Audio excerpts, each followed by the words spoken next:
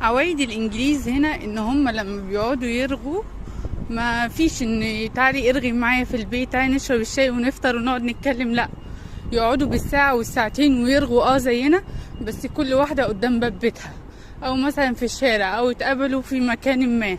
لكن ان حد يدخل بيت التاني لا، مفيش. هي اللي عايزة، لو عايزة تدخل بيتها على طول بتقول هتستأذنك وتدخل بيتها، غيرنا احنا خالص.